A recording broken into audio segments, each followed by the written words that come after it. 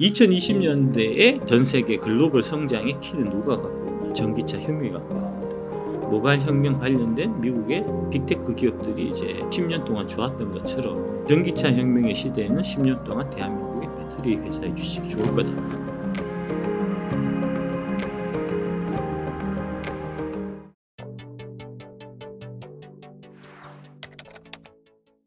오늘은 박순혁 작가님을 모시고 이야기를 나눠보도록 하겠습니다. 작가님 안녕하세요. 네, 안녕하십니까. 작가님 오늘 또 셀프 소개 한번 부탁드리겠습니다. 박순혁 작가입니다. 네. 예. 네, 작가님 그 한 문장으로 충분하신 것 같습니다. 예. 네. 작가님 요즘에 큰 이슈가 되는 게 뭐 기업 밸류 프로그램이라고 해서 예, 밸류 프로그램. 네, 거기에 좀 주목을 해야 된다고 음, 하는데 혹시 그것에 대해서 어떻게 생각하시는지 궁금합니다. 예, 그거 좀 준비해 왔습니다. 네. 예. 여기 이제 2월 6일 나온 기사고요. 이제 그 증시 밸류 관련해 갖고 네. 이제 당국이 기업 밸류의 업 프로그램을 지금 이제 내놓고 있는데 이게 이제 주로 보면은 일본의 이제 사례를 벤치마킹하는 걸로 지금 얘기가 나오고 있어요. 네.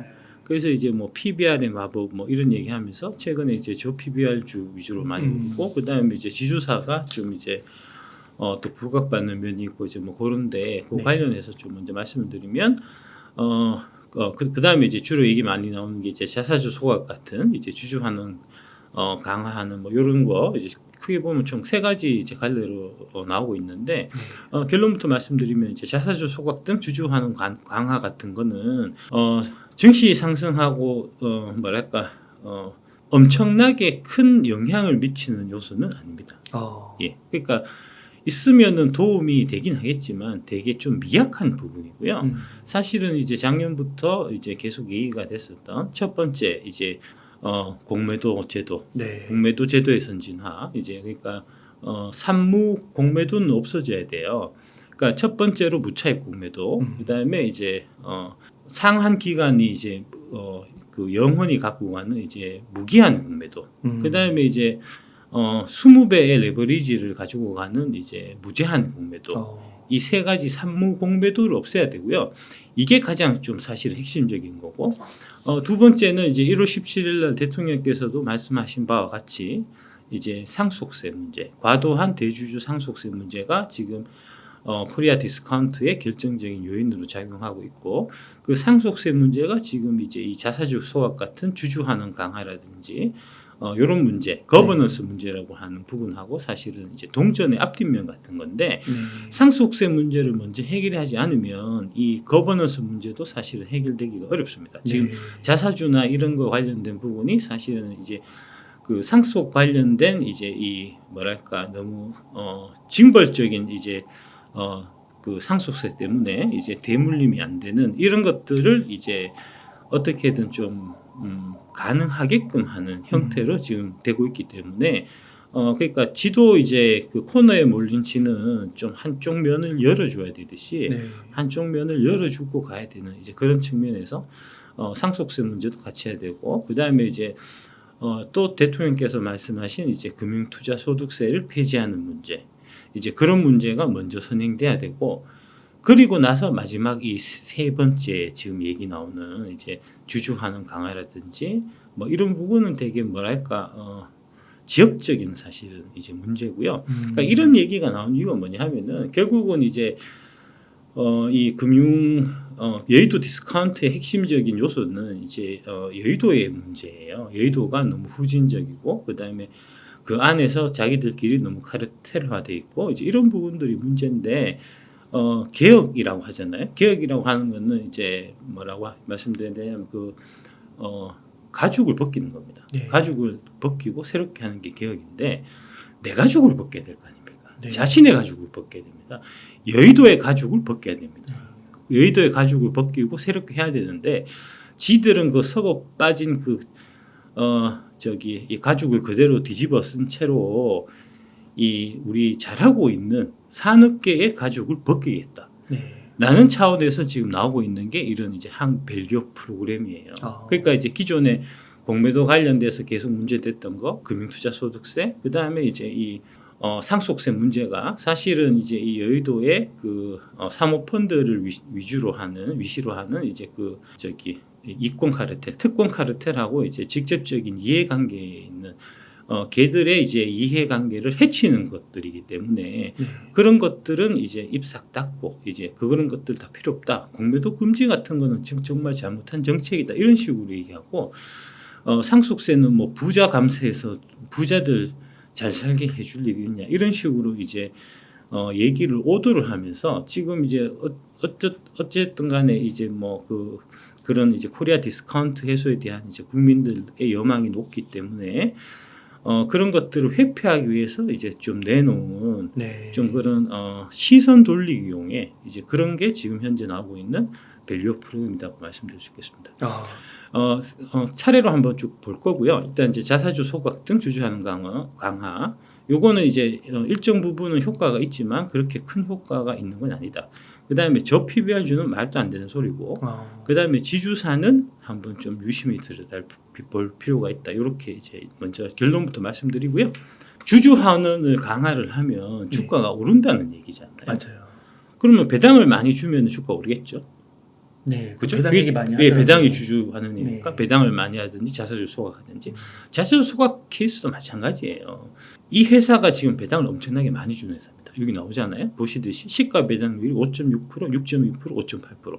이게 이제 20년, 21년, 22년 같으면 한 해 이제 예금 금리가 뭐 1, 2%할 수준인데, 그러니까 예금 금리의 2배, 3배씩 주는 이제 배당률이고, 그 다음에 배당 성향을 보더라도 20년에는 거의 50%, 이제 21년에 33%, 22년에는 거의 40%에 육박하는 배당 주주환원에 있어서 누구보다 이제 앞장서 있는 주주환원의 모범 기업이잖아요. 네. 그럼 이 회사가 주가가 올랐겠네요? 네. 보시면 아니라는 겁니다. KT예요. KT입니다. 예, 방금 보신 게 KT입니다. 네. 예, KT가 연간 5%씩 배당을 주지만 보시듯이 2009년에 57,000원이었고요. 지금 33,250원입니다. 예. 네. 배당을 매년 꼬박꼬박 5% 받아봐야 주가가 이렇게 떨어지면 10년 넘어도 전고점을 회복 못하는. 그렇습니다. 전고점이 문제가 아니고 지금 이제 배당 준 만큼 사실은 주가가 빠진 거잖아요. 네, 그렇죠. 예. 그러니까 이게 이제 좀 착각하시기 쉬운 게 배당을 주면은 그게 이제 주주한테 돌려주는 거고, 그럼 배당을 안 주면은 주주한테 아무것도 안 해주냐? 아닙니다. 대신에 그 기업의 내부 유보를 갖고 그 돈을 갖고 투자를 해서 이익을 높여서 주가가 올라가잖아요. 네. 그러니까 주가가 올라가서 주주한테 이익을 줄 수도 있는 거고, 네. 당장 현찰로 배당을 지급해서 주주들한테 이익을 줄 수도 있는 거거든요. 그렇죠. 이거는 이제 투자론을 조금만 공부해 보셔도 이게 이제 배당을 무조건 많이 주는 게 그거 주주를 위하는 게 아니에요. 네. 지금 보면은 현대차 같은 경우가 이제 이런 거하고 좀 3%하고 좀 같이 이제 연결돼 있어 갖고 이제 자사주 소각 뭐 이런 얘기하고 하는데, 지금 현대차는 자사주 소각할 때가 아닙니다. 기본적으로 자사주 소각을 왜 하냐면, 매입해서 소각을 왜 하냐면 애플이라든지 코카콜라라든지 이런 회사들은 ROE가 되게 높아요. ROE가 뭐냐면 네. 리턴 온 이퀄티잖아요. 네. 그러니까 자기 자본 이익률이 되게 높은데 무슨 얘기냐면은 우리 회사에 투자하는 것보다 우리 회사 자체에 투자해서 주식을 소각해서 그 주주의 가치를 올리는 게 그냥 그 돈 갖고 다른 데 투자해가지고 그 투자를 통해서 이익을 올리는 것보다 훨씬 더 높기 때문에, 그래서 자기 주식을 사서 자사주를 사서 매입 소각해서 그래서 주주 가치를 제공하는 겁니다. 그러니까 근본적으로 ROE가 높은 기업만 자사주 매입해서 소각해야 그게 주주한테 이득으로 돌아가지, 현대차 같이 ROE도 낮은 기업은 자사주 소각해서 매입해서 소각한다고 해서 주주 가치가 향상되는 게 아니에요. 투자론에 다 나오는 얘기입니다. 미국의 애플이 자사주 소각해서 주가가 많이 올라갔다, 이런 표피만 보고 피상적인 것만 보고 자사주 소각하면 주가가 올라가네, 이런 식으로 생각하는 거라고요. 그 내면의 원리를 알아야 된다고요. 네. 자사주 소각하는 이 얘기가 그 워렌 버핏이 쭉 하시던 얘기예요. 근데 워렌 버핏을 추종한다는 사람들도 그런 거 잘 모르고 그냥 무작정 자사주만 매입해서 소각하면 주가가 올라가는 식으로 착각하고 있는 거니까 그거는 정말 멍청한 겁니다. 그런 거 좀 아셨으면 좋겠고요. 네. 다음 한번 보여드리면, 높은 주주 환원이 주가 상승을 이제 견인한다는 게 이제 이 나스닥 차트를 갖고 보통 많이 얘기를 하잖아요. 나스닥이 지난 10년 동안 보시듯이 뭐 거의 한 5배, 한 4배 정도 올랐으니까. 근데 나스닥을 보니까 나스닥은 주주 환원을 많이 한다. 근데 나스닥이 주주 환원을 다 많이 하는 게 아니고요.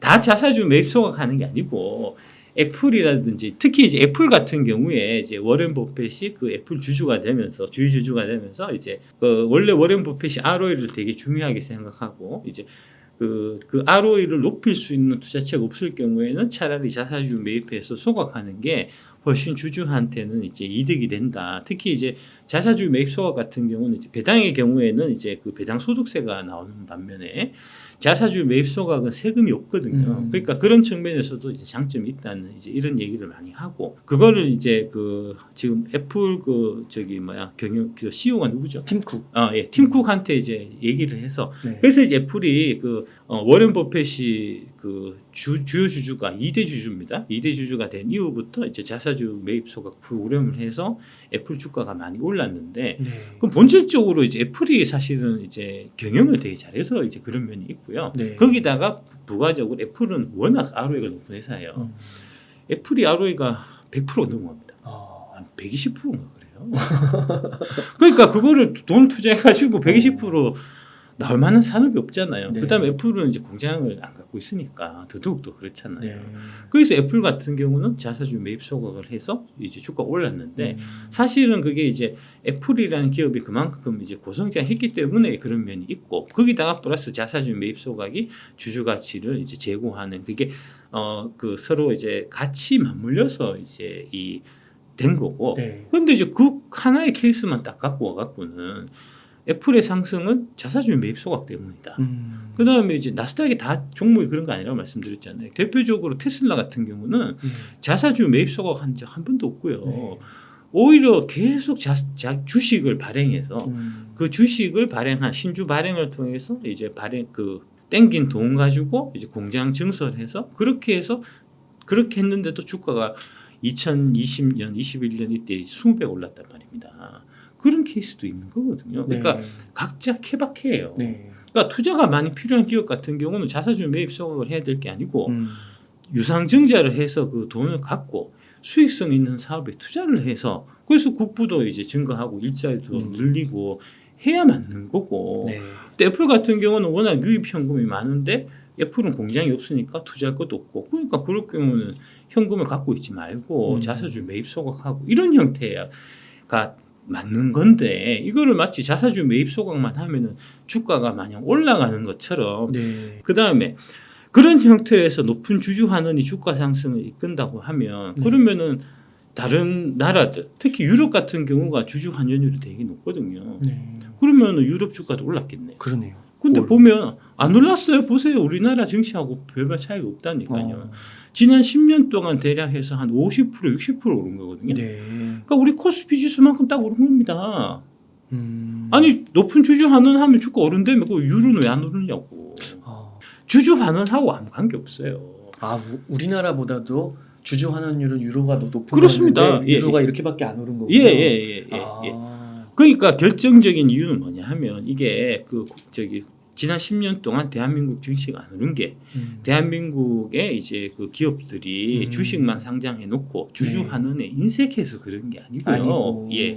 2010년도 2000년대 10년을 보면 그럼 2000년부터 2010년까지 10년을 보면 코스피 지수가 S&P 지수 상승률을 압도했습니다. 보시듯이. 네. 2000년도 초반에 한국 증시가 901포인트부터 해서 이제 10년 동안 2,009포인트까지 123% 올랐고요. 연 8.4% 상승할 동안에 바닥은 500이었으니까 바닥부터 보면 한 4배 정도 오른 겁니다. 2002년, 2003년 바닥에 비해서. S&P 지수는 보시다시피 오히려 떨어졌어요. 10년 동안. 1394포인트에서 1286포인트까지. 아니 그러면 2000년대 10년 동안은 미국이 주주 환원 안 하다가 갑자기 2010년대부터 주주 환원해서 그래서 주가가 오른 겁니까? 아닙니다. 예. 옛날부터 이제 이게 뭐랄까 이거는 좀 역사적인 좀 배경이 있는데 유럽 같은 경우는 처음에 이제 주식 회사 같은 것들이 출발할 때부터 한 3년 동안 운영해서 이제 그 3년이 지나면은 청산해서 배당 주고 쪽내고 끝내고 이런 형태로 원래 처음 운영했었어요. 처음 출발 자체가. 네. 그래서 당연히 이제 청산해 갖고 주는 건데 이제 그걸 청산 안 하고 배당금만 지급하는 이런 형태로 이제 굳혀졌기 때문에 그 음. 역사적인 전통이 있기 때문에 유럽이나 미국 같은 이제 역사가 되게 오래된 증시에서는 당연히 배당을 되게 중요하게 생각하는 투자를 하는 사람도 많고 배당을 요구하는 사람들도 많기 네. 때문에 배당을 많이 주는 거고요. 우리나라 증시는 지금 1980년대부터 이제 되게 경제 자체가 되게 고속 성장했기 때문에 돈이 항상 귀한 나라였어요. 기업들도 돈이 귀하니까 돈 땡길 때 그때는 80년대는 대출 금리가 뭐 15% 20%씩 하니까 너무 귀하네요. 예, 있는 돈 갖고 일단 음. 투자하고 부족하면 또 땡겨서 은행에서 차입해서 해야 되니까 배당 줄 돈이 어디 있습니까? 그러니까 고속 성장하는 동안에 처음 출발부터 배당보다는 이제 투자를 통해서 기업이 크게 성장하고 그 성장에 따라서 주가가 상승하는 이제 그 시세 차이, 그러니까 네. 자본, 그러니까 주가가 올라가는 거에 따른 그 이득을 투자자들이 더 원했고, 그 다음에 기업들도 아까 말씀드린 이제 그런 면이 있었기 때문에 우리는 이제 과거부터 배당 성향이 이제 유럽이나 미국에서 비해서는 이제 적었던 네. 그런 이제 역사적인 맥락이 있는 거죠. 그 막연하게 그냥 누가 그런 얘기하고 그게 지금 이게 일종의 뭐랄까 상식처럼 된지는 모르겠지만 네. 배당 성향 때문에 주가가 움직이고 그렇지는 않아요. 기본적으로는 성장, 성장 그렇죠. 당연한 거죠. 수익성. 예, 수익성. 예, 그런 겁니다. 네. 그러니까 이제 2000년대 한국 증시, 2010년대 미국 증시가 시장을 주도했던 이유는 뭐냐? 그거는 결국 글로벌 성장을 주도하는 나라가 어느 쪽이었냐에 달려 있는 거죠. 2000년대 내 세계 경제를 이끌었던 중심축은 차이나였습니다. 중국이 고속 성장하면서 우리가 그 중국 옆에서 직접적인 혜택을 받은 거잖아요. 그래서 2000년대 주가 올라간 게 중국 관련주 아닙니까? 해운, 조선이 2000년대 날라갔던 게 바로 중국이 고속 성장하는 그 혜택을 직접 봐서 그런 거잖아요. 반면에 2010년대에는 한국이 왜 별로였고 그 다음에 유럽도 별로였고 왜 미국만 좋았냐? 2008년에 아이폰이 나오고 그게 이제 세계에서 혁명을 일으켜서 모바일 혁명이 생겼는데 그 모바일 혁명 관련된 빅테크 주식들, 그 다음에 마가라든지 팡이라든지 하는 그런 이제 아이폰을 이제 베이스로 해서 움직였던 네. 그 기업들이 미국이 다 있었어요. 특히 나스닥이 있었어요. 네. 그래서 나스닥이 본 거예요. 2010년대 대한민국 증시는 왜 별로 없었냐? 주주 환원이 낮아서 그랬던 게 아니고 2010년대 대한민국 경제가 성장하지 못해서 그렇습니다. 대한민국 경제의 주축을 차지했던 철강, 자동차, 그다음에 조선, 화학, 해운 같은 중후장대형 산업들이 2010년대 죽을 썼고 2010년도에도 이제 아까 모바일 혁명하고 관련돼 있었던 대한민국 대기업들 중에서도 삼성전자, 네. SK하이닉스, 그다음에 네이버, 카카오는 2010년도에도 좋았습니다. 네. 10배 가까이 올랐습니다. 네. 그러니까 그런 거라고 이게. 성장 산업이군요. 성장 산업을 갖고 있느냐 없느냐에 따라서 증시가 오르고 내리고 하는 거지. 주주 환원을 많이 해주고 덜 해주고 한다 따라서 주가가 오르고 내리는 건 아닙니다. 다만 이제 주주 환원이 지금처럼 인색한 것보다는 조금이라도 좀 높여주는 쪽으로 가는 게 맞긴 하겠죠. 하지만 그것도 케이스 바이 케이스로 지금 이제 2차전지 산업 같이 크게 성장하는 산업은 당연히 외부에서 자금을 끌어와서 공장 투자하고 그래서 일자리 만들고 캐파 늘려갖고 더 미래에 더 큰 이익을 내서 주주들한테 돌려줘야 되잖아요. 그런 회사들은 주주하면 안 되죠, 당연히. 네. 아까 이제 좀 그 2000년대, 2010년대 말씀드렸는데 1980년대는 대한민국 증시가 미국 증시보다 월등하게 좋았고요. 1990년대는 미국 증시가 대한민국 증시보다 좋았고, 네. 2000년대는 대한민국이 좋았고, 2010년대는 미국이 좋았습니다. 네. 2020년 누가 좋겠습니까? 대한민국이죠. 한 번씩 왔다 갔다. 근데 예. 그런데 그 돈을 잘 투자해야지 그렇죠, 가는 거잖아요. 그렇죠. 예. 잘못하면 안 되는 거잖아요. 그러니까 2020년대에 지금 이제 전 세계 글로벌 성장의 키는 누가 갖고 있냐? 전기차 혁명이 갖고 있습니다. 전기차 혁명의 시대니까 모바일 혁명 시대에 모바일 혁명 관련된 미국의 그 빅테크 기업들이 이제 10년 동안 좋았던 것처럼 전기차 혁명의 시대에는 10년 동안 대한민국의 배터리 회사의 주식이 좋을 거다. 그래서 제가 말씀드리는 게 미국의 빅테크 팔아갖고 한국의 2차전 주식 사라는 거죠. 네. 다 그런 큰 뜻으로 큰 맥락으로 제가 말씀드리는 겁니다. 야,